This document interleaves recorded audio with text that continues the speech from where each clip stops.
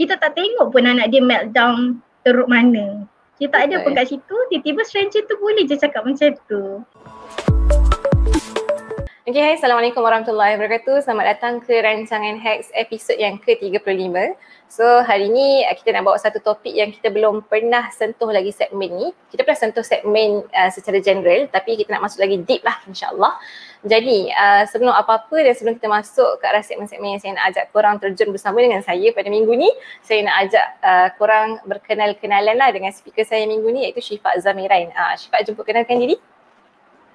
Assalamualaikum, saya Syifa Zamirain, bonda anak dua, tinggal dekat Western Australia tapi sekarang ada dekat Kuantan tengah bercuti. Graduate University of Queensland. Sekarang berada di rumah melayani anak-anak tapi at the same time volunteer lah untuk social work, psikologi punya NGOs dan sebagainya. I see. Okay, so Syifa ni kan, kalau korang nak tahulah, saya kenal Syifa ni pada zaman sekolah lagi. Tak sangka Syifa kita dah berapa tahun ni kan. Kalau dulu kita kenal as budak-budak sekolah satu rangkaian, tapi sekarang kita berhubung lah dengan kerja-kerja kebajikan yang kita buat lebih kurang lah dalam social network yang lebih kurang. So adalah sembang dengan Syifa kan before this. Dan menarik lah bila sembang-sembang dengan Syifa ni, Syifa ada share lah kan pengalaman-pengalaman dia waktu dekat Australia, sebab sekarang ni masih je Australia tapi dia balik sekejap lah untuk bercuti. And then bila saya rasa macam saya kena ajak Syifa untuk kongsikan lah dengan korang semua, mungkin Syifa boleh kongsikan dengan audience. Walaupun Syifa dah graduate kan, tapi dekat Australia Syifa ada terlibat menjadi research assistant dan sebagainya lah. So banyaklah pengalaman Syifa. Mungkin Syifa boleh sharekan lah dengan audience semua apa yang Syifa buat. So basically experience Syifa ada tak ada apa pun, ni tak ada apa-apa pun bagi diri sendirilah. Tapi sebab kalau kita suka buat benda yang kita suka kan, kita akan explore je apa-apa cara untuk kita nak membantu macam tu lah. So Syifa suka research, Syifa suka psikologi, Syifa suka budak-budak, Syifa suka mak-mak. Wow, suka mak-mak. So basically bila ada je peluang-peluang yang macam tu yang membolehkan kita boleh interact dan contribute kepada masyarakat, dan macam bestnya nak join macam tu. So antara benda yang Syifa buat waktu Syifa cuti, study kan, waktu cuti Syifa apply for nak jadi volunteer untuk research assistant. So salah satu research yang saya ingat sampai sekarang adalah Syifa bantu untuk yoga punya intervention. So dia sebenarnya yoga dan mindfulness punya intervention kepada anak-anak yang ada autism. Dan bukan setakat anak tu je, dia extended to the parents as well. Wow. So menarik kan? So dia basically macam sebab budak autism ni, budak yang ada autism ni dia ada banyak peringkat tau. Dia ada yang severe, dia ada yang mild, dia ada yang high functioning. So yang high functioning ni kita tengok dia tak nampak dia apa-apa pun. Tapi dia ada trouble to sleep, dia trouble to self-regulate. So bila Syifa join tu rasa best lah sebab kita dapat tengok insight diorang. Dapat tengok waktu tu tak ada anak lagi. Dah kahwin belum lah, tak ingat lah.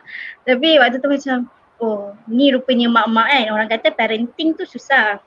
Cuba bayangkan parenting dengan anak yang memerlukan special need, yang memerlukan bantuan lebih kan. Lepas tu ada juga lagi satu, tak apa ke nak cakap lagi dia? Okay, terus sorry. Ada lagi satu Syifa punya research yang pasal parenting juga, ialah budak-budak yang ada type 1 diabetes.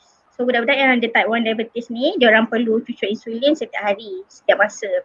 Setiap beberapa kali sehari lah. Dan kemudian diorang kena carb counting. So bayangkan budak-budak ni daripada umur 2 tahun, 3 tahun, dia dah kena start cucuk diri dia dengan insulin. Dia kena check setiap makanan yang masuk dalam badan dia. So, kalau kita buka peti betul, kita sorok, kita ambil coklat contohnya kan. Untuk diorang is a big no. So diorang sangat dependent kepada mak-mak dan mak-mak sangat susah nak lepaskan diorang.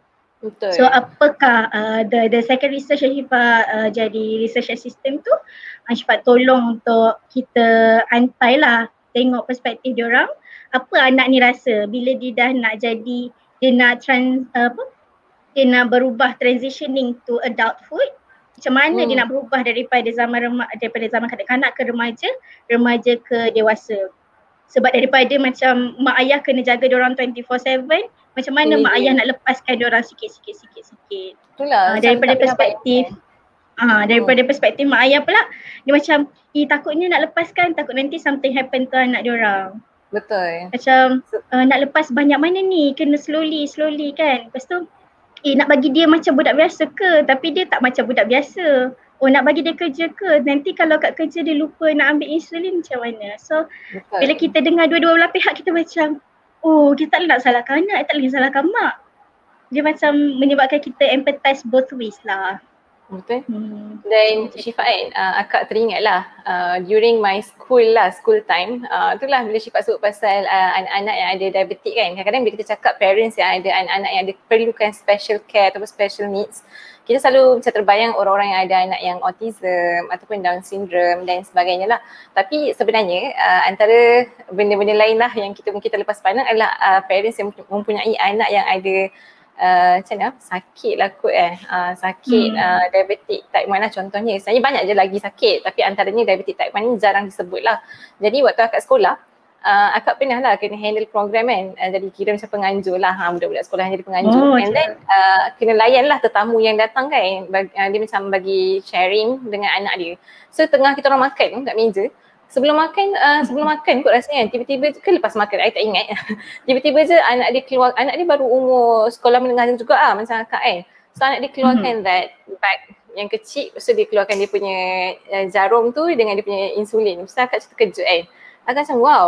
Lepas tu memang akak tanya lah, macam every time you have to do this ke kan? Kata yes. Dan dia memang kena kira pun, contohnya kari pap dia makan berapa. Akak macam alamak, macam mana dia susah nak hidup macam tu. Macam dan benda tu like dia bukan kena buat seminggu sekali, dia kena buat almost setiap hari dan setiap kali nak makan. That's macam mencabar lah. Dan bila Syifa cerita tadi, biasanya kita membayangkan orang yang menghadapi sakit tu ataupun yang berkeperluan tu je yang akan kita perlu bantu dia lah ataupun letakkan empathy yang tinggi. Tapi sebenarnya orang yang ada kat sekeliling dia pun memerlukan satu sokongan yang sangat besar yang Syifa kan. Macam Syifa cakap contoh yang tadi, Syifa terlibat dengan jadi volunteerism kan untuk yoga mindfulness lah. Mungkin Syifa boleh share sikit kot pengalaman Syifa waktu terlibat dengan yoga mindfulness tu. Macam Syifa mesti ada jumpa parents and sembang-sembang dengan diorang kan dan semuanya. So untuk parents yang ada anak autism, waktu tengah tolong untuk yoga punya intervention tu, adalah satu parents ni, dia datang macam biasa on the weekends, ada satu hari. So it's an effort lah untuk diorang keluarkan waktu weekend just untuk datang di intervention. So diorang datang, dia macam muka dia macam masam gitu tau. Terus kita macam dah takut-takut dah kan. Kita kan biasa kena senyum apa semua kat diorang kan. Tapi kita pun manusia. Bila kita senyum waktu orang masak kat kita macam penatnya macam tu. So tak apalah, biar je lah dia tengah bad mood kot, biar je lah dia. Lepas tu dah buat aktiviti apa semua. Lepas tu tengah bincang-bincang dengan anak dia, kita pujilah anak dia. Kita macam you are very good lah, you have improved. Dia punya sleep improve, dia punya homework dia buat. So macam thumbs up, lepas tu pergi high five dengan dia apa semua kan. Tiba-tiba mak dia nangis. Kita macam, ya Allah apa benda yang aku buat ni, apa benda aku buat salah, takut kan. Lepas tu tiba-tiba mak dia berkata, you know what, even though it's simple for you, but the saying that, ada group improvement tu, Syifa cakap kat mak dia, great job mom, macam tu lah. Lepas tu mak dia nangis.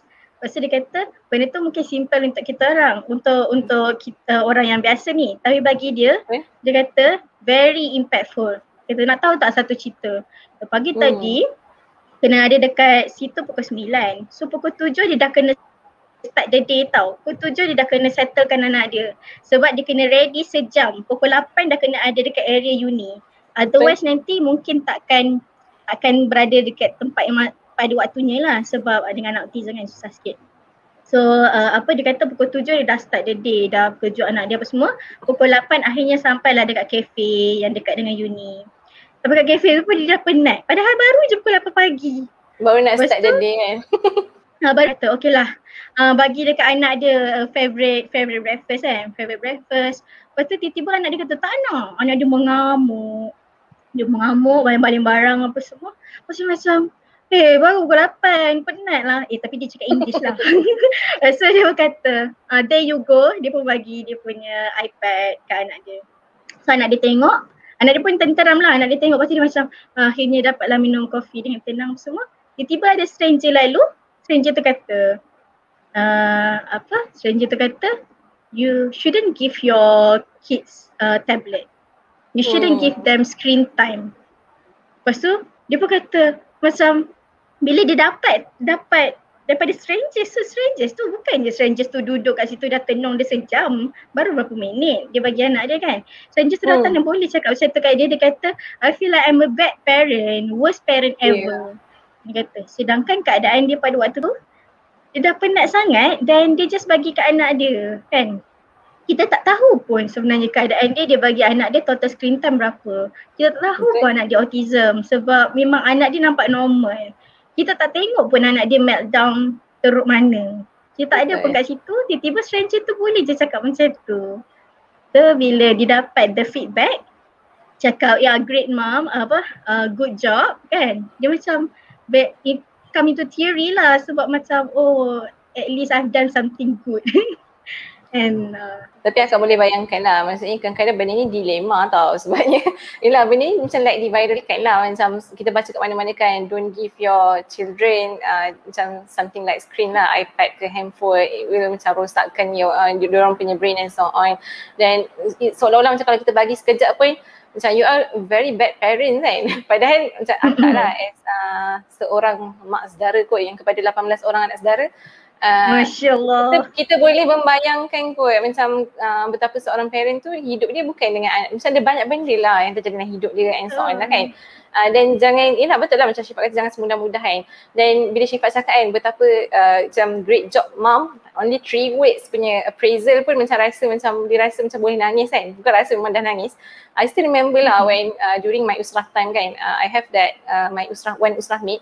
Dia cakap, dia cerita lah dia ada anak seorang kan, tapi anak dia dah 6 tahun and then pergi tadika kan, tiba-tiba je dia dah nak pindah tadika daripada tadika A ke tadika B and then the last day dia cakap lah dengan cikgu dia kan, nak cakap thank you and so on, tiba-tiba je cikgu cakap terima kasih sangat sebab membesarkan seorang anak dia tu dengan sangat baik. Cikgu dia cakap macam tu kat mak dia. Lepas tu padahal mak dia tu adalah orang yang hantar anak dia tu macam lepas subuh dah kena hantar seawal pagi kan, sebab nak kena pergi ke bank kerja kan, sebab mak dia kerja kat bank, dan balik tu dah macam semua anak murid lain semua dah balik. Perasaan seorang mak yang macam rasa tak ada masa dengan anak kan, tapi cikgu dia cakap terima kasih sangat kan. Lepas tu mak dia menangis. Bila mak dia cerita pun kita orang satu serang nangis. Macam apatah lagi untuk seorang ibu yang sangat menghadapi keadaan yang sangat getir kan, macam setiap hari kan. Itu baru sehari kan yang Syifa tengok kan, belum hari-hari yang banyak lagi kan. Okay, so Syifa kan as for akak yakin lah bila awak terlibat dengan kerja-kerja volunteerism, benda-benda macam ni, dan awak pun suka benda-benda anak-anak, suka mak-mak kan, mungkin ada satu keadaan ataupun tips lah kot untuk kita kan yang tak duduk di kasut orang-orang parents yang mempunyai anak-anak yang perlukan special care and attention and needs ni, yang awak rasa kita kena take note lah. Satu, kita memang takkan faham 100% apa benda yang orang hadapi sebab kita memang bukan kat tempat dia, tapi kita boleh cuba sikit, kita boleh cuba empati lah sikit, tapi janganlah terlalu empati sampai tahap kita kesiannya sampai tahap dia rasa macam teruk sangat ke apa kan, sampai dia loser sangat ke, macam bala ke kalau dia ada anak special needs ni. So kita kena in moderate lah, kita empati kat dia tapi kita tak adalah bagi dia rasa seolah-olah dia tak layak untuk handle ujian ni macam tu. Dan kita cubalah untuk cover sikit kalau kita rasa kita a bit judgement tentang apa yang dibuat terhadap anak dia kan. Pertama zaman social media sekarang kan, orang share apa benda yang dia buat. So kalau kita macam terkeluar je assumption ataupun kita rasa macam tapi dia buat macam ni, cover lah sikit, jangan cakap kat depan dia walaupun kita ada je judgemental tu at the first place. Maknanya kalau kita tak boleh tahan sangat judgement kita tu, kita cover supaya tak keluar. Macam tu. Kan, sebab lepas tu maybe yang paling penting adalah kalau diorang tak minta nasihat, tak payah bagi. Melainkan kalau diorang datang ke awak macam Syifa, Han, boleh tak saya nak tanya pendapat, pendapat yang buat macam mana? Waktu tu baru kita cakap kat dia sebab dia ready untuk listen.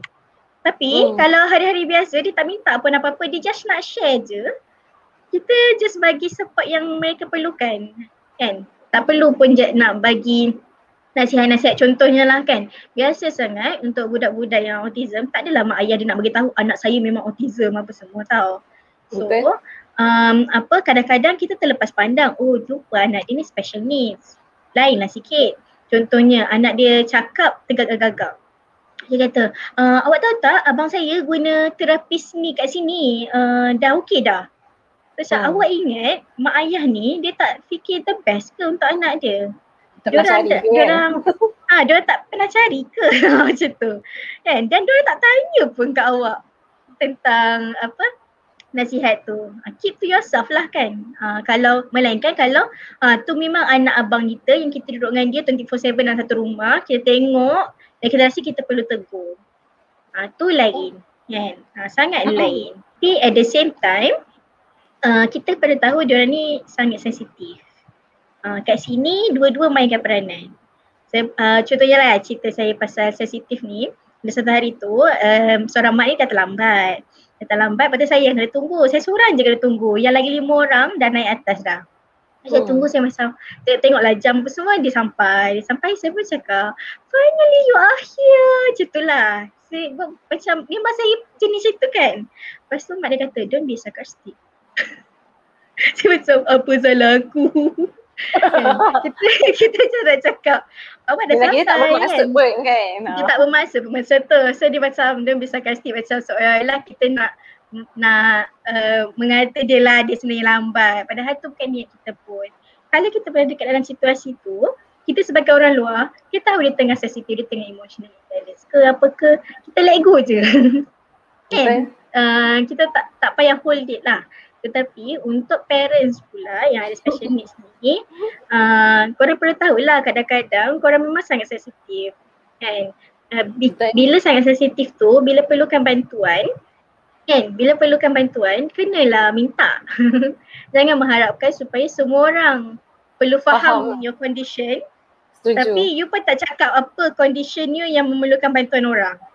Yeah. So dia kena win-win situation lah kat situ. Untuk orang luar nak membantu pun ada caranya. Untuk orang yang memerlukan support yang agak sensitif ni, diorang pun perlu mencuba certain steps lah untuk ensure diorang tak terbawa-bawa sangat dengan perasaan sensitif tu. Walaupun kadang-kadang sensitif tak apa, tapi cuma kena cover sikit lah, kena control sikit lah kan.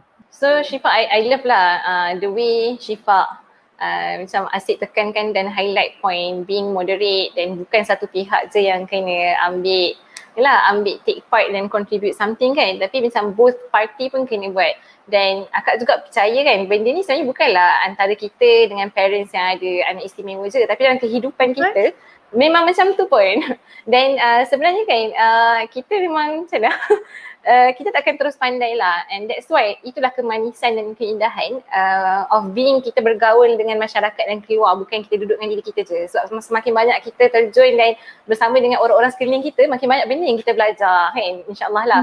Dan semua orang tak sama pun tapi sukalah point Syifa bila Syifa kata kita pun kena allow lah orang lain untuk bantu kita, dan untuk menjadi orang yang nak allow diri dia untuk dibantu orang tu pun dia ambil masa. Tapi tak apalah, tak ada orang pun cakap you have to macam terus jadi macam tu kan. So slowly, sama-sama slowly insyaAllah akan jadi satu combination yang cantik lah akak rasa kan. Okay, so Syifa, as for macam dekat hujung-hujung hacks ni kan, akak tahu je, bukan tahu je sebenarnya cakap apa. Awak ni adalah aktivis Saya kan, SAYA, aktivis Saya. Kat bawah ni kita punya team akan letakkan lah Saya tu. So mungkin awak boleh ceritakan sikit kot, Saya ni sebenarnya buat apa sebenarnya, dia cover segmen apa dan apa benda Saya buat, dan Saya target apa sebenarnya? Yeah. So basically Saya ni, dia tak ada, orang selalu tanya tahu Saya ni stand for apa. Tak, Saya ni stand for saya je. Dia tak ada stand S for apa, A for apa, Y for apa, A for apa. Tak, saya tu saya. Maknanya kita rahmah dekat diri kita kan. So salah satu prospek dekat dalam rahmah kepada diri kita adalah kita perlu jaga kita punya kesihatan mental. So tu adalah fokus saya, untuk kita fokuskan kesihatan mental. Tetapi kat luar sana ada banyak sangat kesihatan mental ni kita asingkan dengan agama, spiritual. So saya cuba untuk kita gabungkan supaya spiritual dengan mental health ni dia tak terasing tau. Tak terpisah ya. Tak terpisah, dan kita gunakan medium dalam bahasa Melayu sebab untuk tarik lebih ramai orang Melayu supaya awareness tu bertambah lah. Tapi dia bukanlah untuk orang Melayu je, dia sekarang so far kita orang punya subscribers, followers semua ada juga daripada Brunei, Singapore, Indonesia, bahasa Nusantara lah kan kira. Sebab kadang-kadang kalau kita tengok kan dekat dalam social media berlambak dah isu pasal mental health ni, tapi banyak dalam bahasa Inggeris, lepas tu tak kena sangat dengan culture kita. So kita cubalah untuk go into that, dan kita tak boleh nak asingkan culture tu dengan agama kita kan, dengan spiritual kita gitu. Walaupun kita orang sangat pentingkan spiritual tu, tapi tak adalah sampai kita menolak orang-orang yang beragama lain. Betul. Kita percaya yang kita hidup dekat dalam satu negara yang mempunyai banyak agama. At the end of the day, spiritual tu orang masing-masing kan, bagaimana diorang punya spiritual terhadap diorang punya spiritual yang diorang nak. So basically kita orang try lah untuk awareness ni sebab dia dalam bahasa Melayu, so harap-harap dapatlah capai juga mak-mak kepada orang yang memerlukan. Kalau sekarang ni awareness anak muda awareness orang muda-muda dah banyak tahu. Dah ramai dah dapat idea tentang mental health ni. Tapi mak-mak ataupun bapak-bapak kepada orang muda ni ramai lagi masih dengan stigma. So kalau kita buat dalam bahasa Melayu dengan harapan yang tercapailah sampai dekat mak-mak bapak-bapak ni supaya memudahkan sekiranya anak diorang ataupun jiran-jiran ada isu tu, diorang menjadi masyarakat yang membantu, masyarakat yang menyokong. Bukanlah masyarakat yang aku tahu anak Timah tu ada OCD macam, bukan masyarakat yang begitu. Kita nak masyarakat yang dia ada, apa benda yang kita boleh tolong dia. Sayang ni bukanlah untuk orang yang memerlukan needs je, berkeperluan je.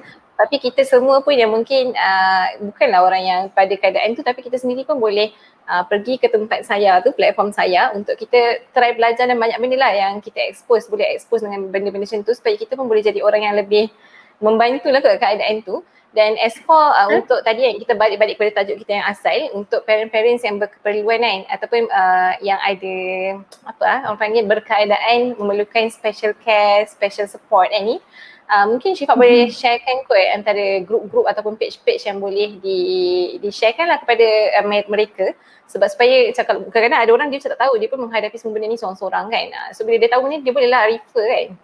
Honestly Syifa tak tahu banyak sebab I'm not living in Malaysia right now. So tak adalah macam expose dengan kerajaan Malaysia ada buat apa-apa, NGO ada buat apa-apa. But kalau Syifa tanya kat kawan-kawan, diorang adalah bagi few suggestion. Contohnya diorang cakap about NASOM. I'm not really sure dia stand for apa, tapi dia ada support group untuk parents yang ada special needs. As well as contohnya ada juga support group yang sangat spesifik. Contohnya spesifik untuk anak-anak disleksia. Dia ada satu support group sebab kalau dia terus semua parents yang ada special needs, fokus kan, dia agak berbeza lah juga kan. Tapi untuk support kebiasaannya lebih kurang je macam tu. Ada lagi satu, diorang share pasal dekat Pahang, dia panggil Persatuan Ibu Bapa Anak Istimewa Pahang. Menarik. Tapi tu special for Pahang lah, tak sure kalau negeri lain. Orang luar tak boleh masuk lah. Tak tahu kalau orang luar. So cadangkan Syifa untuk untuk parents, just try untuk search dekat FB tu. Who knows, dia bukan NGO ke apa ke, tapi just ibu bapa ni bergabung untuk buat satu support group. So boleh masuk kat situ. Cuma pendapat Syifa lah, sekiranya dalam grup tu tidak ada psikologis ataupun tidak ada orang yang train dekat dalam tu, so ada kemungkinan support group tu boleh jadi terlalu positif ataupun akhirnya jadi toxic positivity. Dia terlalu menekan pula, kena macam ni. So andai kata support group tu tak sesuai for you, then that's okay untuk backup and find other ways. So kalau ni adalah cara-cara support group ni, kita kena faham kita nak membantu diri kita. So kalau kita nak bantu diri kita tapi dengan masuk support group tu tak membantu diri kita, then kita hold lah dulu, kita cari cara lain. Kita ada satu cara je untuk kita bantu diri kita. Untuk secara overall yang bukan parents, contohnya untuk orang-orang biasa, saya ada satu FB group, nama dia Saya Ada Untuk Kita. So bolehlah request untuk masuk dekat dalam group tu. Kita cuba untuk bersama-sama siapa-siapa yang memerlukan bantuan. Just kadang-kadang nak keluarkan perasaan di dada je kan, tak ada listener ke apa ke, boleh je kita kongsikan dekat dalam group. Dekat dalam group FB. Menarik Syifaq. So dalam keadaan PKP ni, Kak nak ajak semua penonton yang tengok Hacks pada hari ni, bila kalau korang memang tahu kan ada macam platform-platform lain yang macam yang bagus, yang boleh support this kind of parents, boleh tulis kat komen tau. Benda ni sangat membantu sebab mungkin apa yang kita orang bincangkan hari ni tak dapat provide lagi benda yang luas lah, widen info kan. Tapi you guys lah bersama-sama dengan saya dan Syifaq pada hari ni untuk provide dan provide this kind of support lah untuk semua orang pun. Okay, jadi biasanya kat hujung-hujung Hacks, Syifaq kita akan ada hashtag. Okay Syifaq, so hashtag kita hari ni apa Syifaq? Hacks support. Ya, Hacks support. Okay, so insyaAllah jadi sebab yang saya selalu kata Hacks ni bukanlah tempat platform untuk berbuat segala-galanya, tapi dia adalah permulaan insyaAllah, dan anda pun boleh bermula dengan diri anda dan segala platform yang anda ada. Jangan lupa subscribe ke semua channel TV Ikram. Kita ada YouTube, kita ada Facebook, kita ada Twitter, dan kita ada Spotify juga Instagram. InsyaAllah anda akan dapat notification dan sharekan ke mana-mana. Dengan satu klik sahaja anda akan bagi banyak sangat manfaat pada orang yang memerlukan. Jadi jumpa anda di episod yang seterusnya. Kalau ada cadangan tajuk yang anda nak saya bahaskan dan berbincang, sila bagi tahu, okey? Drop komen. Okey, jadi Assalamualaikum warahmatullahi wabarakatuh. Jumpa anda lagi. Thank you. Waalaikumsalam. Thank you Syifaq. Bersama membina masyarakat rahmat.